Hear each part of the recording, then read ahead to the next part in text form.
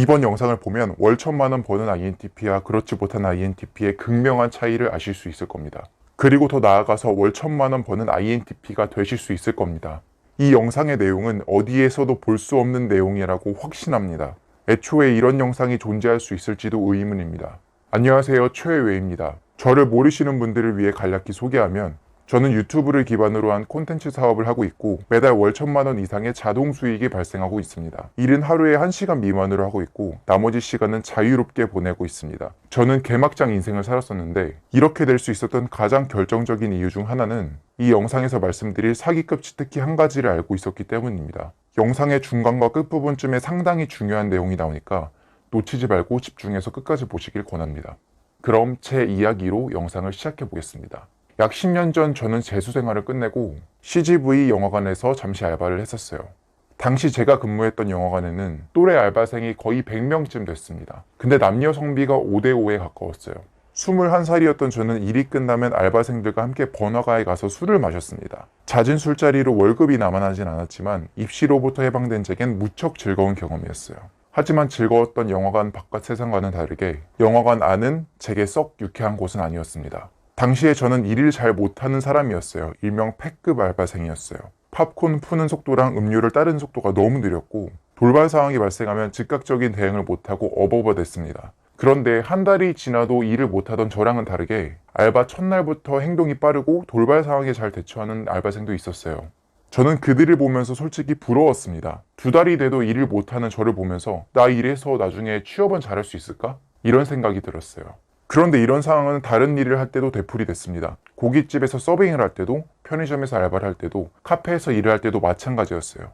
그래서 저는 첫날부터 빠릿빠릿하고 사람들을 잘 대하는 ESFJ 같은 성격 유형을 봤을 때 부러우면서 열등감까지 느꼈던 것 같습니다. 이 당시만 해도 저는 제가 남들보다 부족해서 일을 잘 못하는 줄 알았어요. 하지만 지금은 전혀 그렇게 생각하지 않습니다. 당시에 제가 일을 못했던 건 어찌 보면 당연한 거였어요. 과거에 제가 일했던 곳들은 제 성향에 전혀 맞지 않는 곳이었기 때문이에요. 여러분, 만약 북극곰이 아프리카에 가면 정상적인 생활을 할 수 있을까요? 불가능하겠죠. 습도랑 온도, 먹잇감 등이 자신이 살던 환경과는 완전히 다르겠죠. 저 역시 아프리카에 놓인 북극곰처럼 정반대의 환경에서 일했던 겁니다. 제가 부족하거나 모자라서 생긴 문제가 아니었던 거죠. 과거와는 다르게 현재는 제 성향에 맞는 일을 하고 있어요. INTP인 저는 특정 문제에 대해 깊이 고민하고 통찰을 발휘해 문제를 해결하는 일을 잘합니다. 이런 강점을 바탕으로 다른 유튜브 채널을 운영하고 있고 이를 통해 월 1,000만원 이상의 자동 수익을 거두고 있습니다. 지금 이 영상을 만드는 것도 제 성향에 적합한 일이기 때문에 큰 어려움을 겪고 있지 않습니다. 제가 20대에 손쉽게 월 1,000만원을 달성한 이유는 제 성향에 맞는 일만 고집했기 때문이에요. 예를 들어 저는 다른 유튜브 채널을 운영하지만 유튜브 라이브는 하지 않습니다. 즉각적인 소통을 잘 못하기 때문이에요. 라이브를 하면 돌발 상황에 어버버될 제 모습이 눈에 훤히 보입니다. 그래서 전달하고 싶은 메시지는 영상이나 글로 제작해서 전달합니다. 저는 지난 몇 년간의 경험, 시행착오, 그리고 독서를 통해서 자신의 성향에 맞지 않는 일을 하면 좋은 성과를 거두기 어렵다는 결론을 내렸어요. 아무리 열심히 해도 두각을 나타내기 어렵습니다.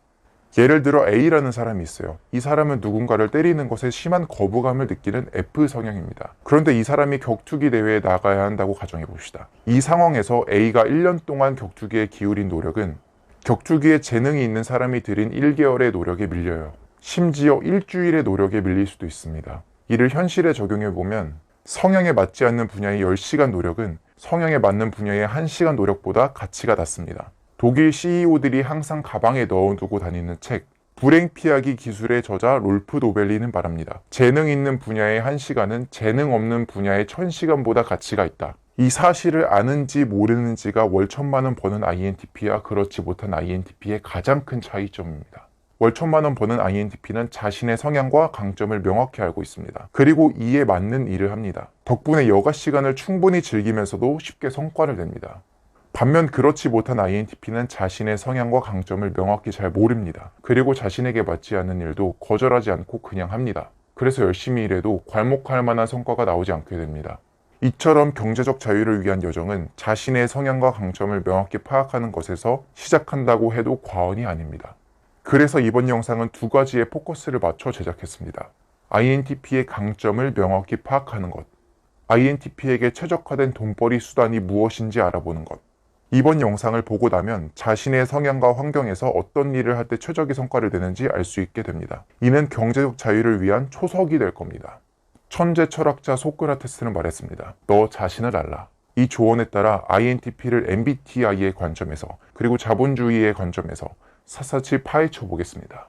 자, 지금부터 우리는 MBTI 4가지 지표를 자본주의, 돈의 관점에서 분석해 볼 겁니다. I 유형은 어떤 일에 강점이 있는지, T 유형이 하지 말아야 하는 일은 무엇인지 등을 살펴볼 거예요. 이렇게 4가지 지표에 대해서 알아보고 영상의 후반부에서는 이 4가지 지표를 조합할 겁니다. 그래서 결국 INTP는 어떤 일을 할 때 1000배 효율이 높아지는지를 말씀드릴 겁니다. 기대되지 않나요? 돈의 관점에서 INTP를 분석한 유일한 영상일 겁니다. 그럼 첫 번째 지표부터 이야기해 보겠습니다. MBTI의 첫 번째 지표는 I랑 E입니다. 대부분의 사람들은 E는 외향적인 사람, I는 내향적인 사람으로 생각합니다. 그래서 E 성향이 강하면 인싸 이미지를 떠올리고 I 성향이 강하면 집돌이 집순이 이미지를 떠올립니다. 하지만 이런 구분법으로는 INTP에게 최적화된 돈벌이 수단이 무엇인지 파악하기가 어렵습니다. 그래서 저는 보상민감성이라는 개념을 사용하고자 합니다. 보상민감성은 심리학 개념 중 하나예요. 약간 어려울 수도 있는데 중학생도 이해할 수 있을 정도로 쉽게 설명해 드릴게요. 보상 민감성은 외부 보상에 민감한 정도를 의미합니다. 보상 민감성이 높다는 건 외부 보상에 민감하게 반응한다는 것이고요.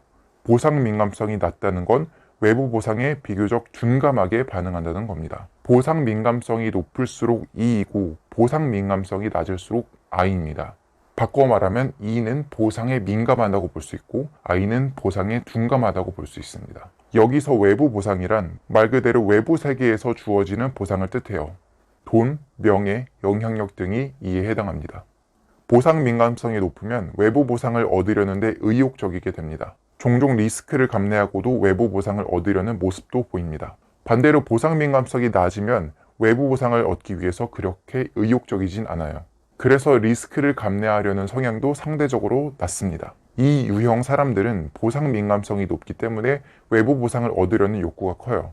이는 돈, 명예, 권력과 같은 목표를 추구하게 하는 원동력이 됩니다. 반대로 I는 보상 민감성이 낮아서 외부 보상을 얻으려는 욕구가 적습니다. 그래서 아이들은 돈이나 명예 같은 것보단 자신이 가치 있다고 여기는 것에 집중하는 경향이 높습니다. 쉽게 말하면 내면의 만족감을 추구하는 거죠. 근데 오해하지 말아야 할 점이 하나 있어요. 아이의 보상 민감성이 낮다는 걸 외부 보상에 전혀 관심이 없다는 것으로 오해해서는 안 됩니다. 아이도 인간이기에 시시때때로 돈과 섹스 같은 외부 보상에 끌립니다. 다만 끌리는 정도가 E에 비해 훨씬 약하다는 거죠. 제게는 친한 친구 A가 있는데 그 친구도 INTP, 저도 INTP입니다. 근데 저는 I랑 E 비율이 반반에 가까운 I이고 친구는 I와 E의 비율이 치우쳐져 있는 극강의 I입니다. 같은 INTP인데도 저는 친구보다 보상 민감성이 더 높아요. 그래서 돈을 벌고자 하는 욕망도 제가 더 크고 길을 가다가 람보르기니 같은 외부 보상의 단서를 보면 저는 와 개쩐다, 갖고 싶다 이런 식으로 반응을 하는데 친구 A는 반응이 크지 않아요. 저희 둘은 이처럼 같은 I인데도 불구하고 보상 민감성의 차이로 인해서 사고방식과 행동 양식에서 차이를 보입니다.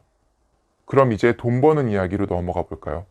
I와 E는 보상 민감성의 차이 때문에 평균 소득에서도 차이를 보입니다. 평균 소득은 E가 더 높아요. 왜일까요? E의 높은 보상 민감성 때문입니다.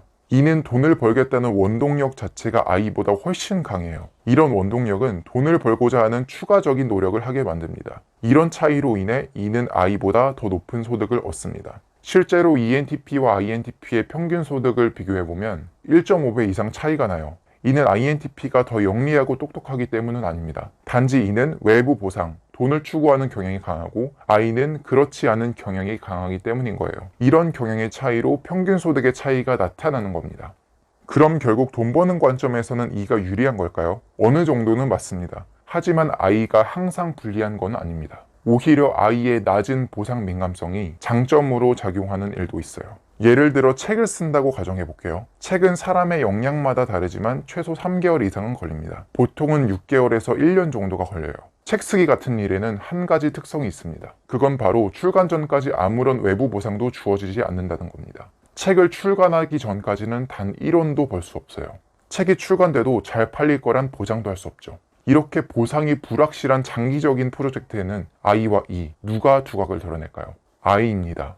E는 보상에 민감하기 때문에 장기간 동안 보상이 주어지지 않는 무언가를 하는데 어려움을 겪어요. 그래서 외부 보상을 얻을 수 있는 다른 기회가 보이면 쓰던 원고를 내려놓고 그곳에 눈을 돌리기가 쉽습니다. 반대로 I는 보상 민감성이 낮기 때문에 책을 쓰는 동안 아무런 보상이 없어도 비교적 수월하게 견뎌낼 수 있어요. 책 쓰기가 자신의 인생에 가치 있는 일이라고만 느끼면요. 돈 버는 일은 두 가지로 나눌 수 있습니다. 선형적인 보상을 주는 일과 비선형적인 보상을 주는 일. 지금부터가 핵심입니다. 집중해서 들어주세요. 선형적인 보상을 주는 일은 일한 시간에 비례해서 보상을 주는 일을 뜻해요. 시급 10,000원짜리 알바를 한다고 가정해 볼게요. 이 알바를 2시간 하면 2만 원을 받습니다. 10시간 하면 10만 원을 받죠. 이처럼 일한 시간에 비례해서 보상을 주는 일을 선형적인 일이라고 합니다. 반대로 비선형적인 보상을 주는 일은 일한 시간과 보상이 비례하지 않는 일을 뜻해요. 예를 들면 유튜브, 책 쓰기, 사업, 투자 등이 이에 속합니다. 유튜브 영상을 2배 올린다고 돈을 2배 벌까요? 사업을 2배 열심히 한다고 해서 돈을 2배 벌까요? 그렇지 않죠. 이처럼 비선형적인 일은 일한 시간과 보상이 비례하지 않습니다. 대부분의 비선형적인 일은 초반에는 보잘것없는 성과가 나요. 유튜브랑 책 쓰기를 볼까요? 이 두 가지 비선형적인 일은 초반 몇 개월 동안은 아무런 보상도 주어지지 않습니다. 그러다가 어느 순간 임계점을 넘어서면 폭발적인 보상을 받는 구조죠. 유튜브가 떡상하기 전까지는, 그리고 책이 완성되기 전까지는 아무런 보상도 받지 못합니다. 그러다가 유튜브가 떡상하고 나면, 책이 완성되고 나면 많은 보상을 받는 구조죠. 이처럼 비선형적인 일은 임계점까지 보상이 거의 없다가 임계점을 넘으면 폭발적인 보상을 받습니다. 자, 퀴즈 한 가지 내볼게요. 자본주의에서 월 1,000만 원을 달성하려면 선형적인 일을 해야 할까요? 비선형적인 일을 해야 할까요? 정답은 비선형적인 일입니다. 월 1,000만 원은 선형적인 일로는 달성하기가 매우 어려워요. 대기업 임원이나 의사처럼 상위 2% 직업을 제외하면 정말 어렵죠. 따라서 우리가 월 1,000만 원을 달성하려면 비선형적인 일을 해야 해요. 비선형적인 일을 성공시키는데 가장 중요한 요소는 뭘까요? 그건 바로 보상 없이도 임계점까지 버틸 수 있는 능력입니다. 유튜브가 떡상하기 전까지 버티지 못하고 포기해버린다면 아무런 성과도 내지 못하고 시간 낭비만 하게 되죠. 그런데 여러분, 임계점까지 버티는데 재능이 있는 유형이 뭐였죠? 맞습니다. 바로 I 유형입니다. I는 보상 민감성이 낮아서 보상이 없는 일도 꾸준히 할 수 있어요. 만족감만 느끼면요. 그러면 이런 생각이 들죠. I가 비선형적인 일에 강점이 있는데 왜 평균적으로 E보다 돈을 못 버나요? 그 이유는 대부분의 I가 외부 보상에 휘둘리지 않는 강점을 돈 버는 일과 무관한 일에 쓰기 때문이에요. I는 외부 보상에 휘둘리지 않기 때문에 평생 돈이 안 되는 무언가에 몰두하기가 쉬워요. 아무런 보상이 주어지지 않는 소설이나 고전 철학책을 보면서 만족감을 느끼는 게 대표적인 예죠. 이처럼 I는 낮은 보상 민감성이라는 강력한 패시브 스킬을 갖고 있지만 이를 돈 버는 데 사용하지 않습니다. 그래서 평균 소득이 낮은 겁니다. 따라서 I가 월 1,000만 원을 벌고 싶다면 낮은 보상 민감성을 돈 버는 일에 활용해야 돼요. 그렇게 하면 아이들이 금방 포기해버릴 때 비선형적인 일을 끝까지 해내서 폭발적인 보상 월 1,000만 원을 벌 수 있게 됩니다. 첫 번째 지표를 정리해 보겠습니다. I는 비선형적인 일에 강점을 보인다. 따라서 I는 비선형적인 일에 집중을 해야 한다. 이 정도로 요약할 수가 있겠습니다. 돈 버는 관점에서의 I와 E는 여기까지입니다. 자, 그럼 이제 두 번째 지표입니다. 그리고 각각의 지표에 대한 요약은 댓글로 남겨둘 테니까 지금은 이 영상에만 집중해주세요. 다시 두 번째 지표로 넘어오면 두 번째 지표인 S와 N도 가볍게 특성을 살펴보고 돈 버는 이야기로 넘어갈 겁니다. S와 N은 사람들이 구분하기 가장 어려워하는 지표 중 하나예요. 구분하는 방법은 여러 가지가 있는데 그중 가장 쉬운 방법은 상상력이 얼마나 풍부한지 여부를 보는 겁니다. 이 기준으로 주변 사람들을 분석해보면 S인지 N인지 쉽게 구분할 수 있어요. N은 풍부한 상상력을 바탕으로 수많은 상상을 합니다. 예를 들어 치킨집에서 치맥을 먹다가도 N은 수많은 상상을 합니다. 1년 뒤에도 이 치킨집이 잘 될까? 내가 치킨집을 차리면 어떻게 운영할까? 이 치킨집을 프랜차이즈화하려면 어떻게 해야 할까? 이와 같은 상상을 합니다. 반면 S는 N에 비해서 상상력이 풍부하지 않습니다. 예를 들어 S가 치킨집에서 치맥을 먹으면 S는 치킨집의 존속 여부나 어떻게 운영해야 하는지, 어떻게 프랜차이즈화해야 하는지 이런 상상은 적게 하는 편입니다. 대신 S는 현재 직면한 것에 집중하는 경향을 보여요. 치맥을 먹고 있다면 말 그대로 치맥을 먹는 행위에 집중합니다. S와 N의 봉준호 감독의 영화 기생충을 봤다고 가정해 보겠습니다. N은 영화가 끝나고 나면 봉준호 감독이 어떤 목적으로 이 영화를 만들었고 짜파구리 장면은 왜 나오는지, 박서준은 왜 잠깐 나왔다가 안 나오는지 수많은 생각을 합니다. 반면 S는 영화에 과몰입하진 않아요. 봉준호 영화 잘 만들었네, 영화 재밌다, 이런 정도의 생각을 합니다. 그리고 현실적인 문제에 대해 생각합니다. 영화 봤으니까 이제 뭐 먹지? 떡볶이 먹을까? 이런 현실적인 문제를 떠올립니다. 독서를 할 때도 S와 N의 차이가 나타나요. S는 상상보다는 경험 위주의 사고를 합니다. 그래서 구체적인 경험이 담긴 책을 선호해요.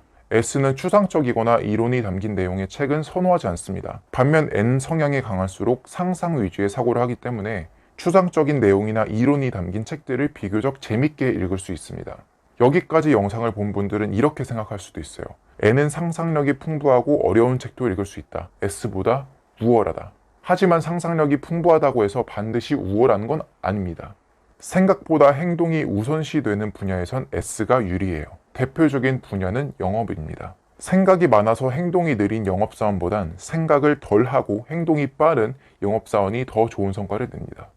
S와 N은 두뇌 작동 방식의 차이가 있을 뿐이에요. 누가 더 우월하고 열등하다고 말하긴 어렵습니다. 그럼 이제 돈 버는 관점으로 넘어가 볼까요? S와 N은 각각 어떤 일에 강점을 보일까요? S는 매뉴얼을 기반으로 처리하는 일에 강점을 보입니다. 대표적인 예로 공무원, 공기업, 간호사, 군인 등이 있어요. 이런 직업군에선 생각이 많은 것보다 매뉴얼대로 빠르게 행동하는 것이 중요합니다. S는 디테일이 중요한 직업군에서도 강점을 보입니다. 세공사, 편집자, 디자이너 등이 있어요. S는 상상이 적어서 현재 직면한 문제에 더 깊이 집중할 수 있습니다. 만약 보석 세공사가 다이아몬드를 가공할 때 이와 관련 없는 상상을 하느라 집중력이 흐려지면 어떻게 될까요? 끔찍한 일이 벌어질 겁니다. N은 행동은 적게 생각은 많이 하는 분야에서 강점을 보입니다. 평소 상상이 많기 때문에 매뉴얼대로 따르는 일보다는 생각을 통해 결정하는 일에 강점을 보여요. 콘텐츠 제작이 대표적인 예입니다. 책을 쓰는 거나 통찰력이 담긴 유튜브 영상을 제작하는 건 행동보다는 많은 생각을 필요로 합니다. 이런 일에는 생각이 많은 게 장점으로 작용하죠. N이 취업을 한다면 많은 생각과 사색이 성과로 이어지는 일을 하는 게 좋습니다. 가장 대표적인 예로 개발자가 있어요. 개발자는 네이버 같은 웹사이트, 배달의 민족 같은 앱을 만드는 직업입니다. 개발자에게 중요한 능력은 매뉴얼대로 행동하는 것보단 수많은 사색을 하는 거예요. 열심히 코드를 짜는 건 그렇게 중요하지 않죠. 그보다는 수많은 생각을 하고 핵심적인 한 줄의 코드를 짜는 게 더 높은 성과를 냅니다. 개발자 외에도 마케터나 기획자처럼 많은 생각이 필요한 직업군은 N에게 유리합니다. 자, 정리하면 N은 매뉴얼 숙달하고 행동을 많이 해야 하는 일보단 수많은 생각 끝에 의사결정을 내리는 일에 강점을 보입니다. 따라서 인생을 즐기면서도 월 1,000만 원을 벌고 싶은 INTP라면 생각과 사색이 성과로 이어지는 일을 하는 것이 좋습니다. 여기까지가 두 번째 지표에 대한 이야기입니다. 자, 벌써 세 번째 지표입니다. 잠깐 쉬는 시간을 가져볼까요? 우리 지금 뭐 하고 있죠? 돈 버는 관점에서 MBTI의 4가지 지표에 대해서 알아보고 있죠. 그중 우리는 두 번째 지표까지 마쳤고 이제 세 번째 지표를 살펴보려고 하고 있습니다. 4가지 지표를 모두 다 살펴보고 나면 이 4가지 지표를 조합하고 통합할 거예요. 그러면 INTP가 어떤 일을 해야 월 1,000만 원을 손쉽게 달성할 수 있는지 마침내 알게 됩니다. 그러면 여러분은 월 1,000만 원을 버는 초석을 밟게 되는 겁니다. 끝까지만 잘 따라오세요. 자, 그럼 이제 세 번째 지표 말씀드리겠습니다. MBTI의 세 번째 지표는 F와 T입니다. 이 둘은 사고방식과 행동방식에서 차이가 커서 사람들의 둘의 차이를 잘 알고 있어요. 그래서 개념 설명은 간략히 하고 바로 돈 버는 이야기로 넘어가 보겠습니다. F는 공감성이 높고 사람을 좋아합니다. F는 사람과의 관계를 중요시 여기고 관계를 발전시키는 것에 큰 가치를 느껴요. 반면 T는 논리를 중요시 여기고 지적 호기심이 많습니다. T는 논리적인지 아닌지 따져보는 걸 좋아해요. 새로운 지식을 배우는 일에도 흥미를 느낍니다. 간략히 설명했으니 바로 돈 버는 이야기로 넘어가 볼까요? F와 T는 각각 어떤 일을 할 때 유리할까요? F는 공감성이 높고 사람을 좋아하기 때문에 사람을 상대하는 일을 하는 게 유리합니다. T는 논리적인 것을 좋아하기 때문에 지식을 다루는 일을 하는 게 유리합니다. 심리 상담사를 한다고 가정해 볼게요. F가 심리 상담사가 된다면 높은 공감성을 무기로 해서 내담자에게 공감해주고 위로해주는 포지션의 상담사가 되는 것이 좋습니다. T가 심리 상담사가 된다면 공감과 위로보다는 해결책을 제시해주는 포지션의 상담사가 되는 것이 좋습니다. T라고 해서 사람을 상대하는 일을 무조건 피해야 하는 것은 아니에요. 사람을 상대하더라도 지식을 다루는 일이라면 괜찮습니다. 앞서 언급한 해결책을 제시해주는 심리상담사도 사람을 대상으로 하지만 지식을 다루는 일이었죠. 만약 유튜브를 시작한다면 F와 T는 어떤 주제로 해야 할까요?